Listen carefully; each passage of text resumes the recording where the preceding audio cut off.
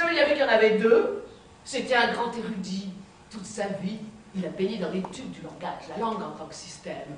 La phonétique, la lexicologie, la phonologie, la morphologie, tellement imbibé qu'il était proche de l'hémorragie. On ne lui avait pas appris qu'il existait d'autres langues, d'autres sons et d'autres réactions. Techniquement, il était vierge. Ça fout des frissons d'entendre des choses pareilles. Attention, j'ai rien contre les vierges. Mais tout de même, faut au moins essayer une fois pour être sûr qu'on a fait le bon choix. C'est important d'avoir la possibilité de comparer. Après, on peut dire, ben non, ça, moi, c'est pas mon truc. Moi, je préfère quand c'est un peu violent. Nous rions, nous étions bien. Et puis, Jules a murmuré quelque chose. Je ne comprenais pas très bien, j'étais en plein concentré dans mon extase, alors il a répété un peu plus fort. Tu serres trop! Tu me fais mal! Mais il l'a dit gentiment.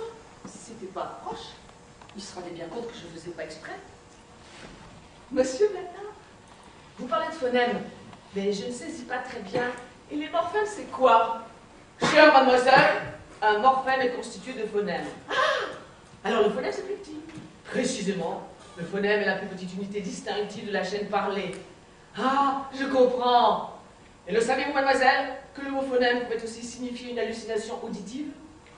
Vous voulez dire que Jeanne d'Arc était atteinte de phonème? C'est cela même.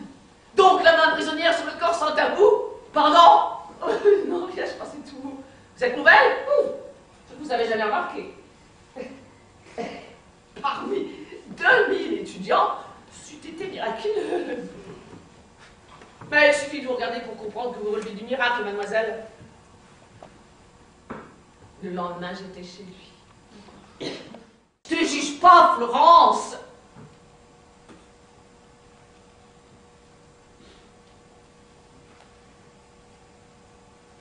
Florence? Il m'avait appelée Florence.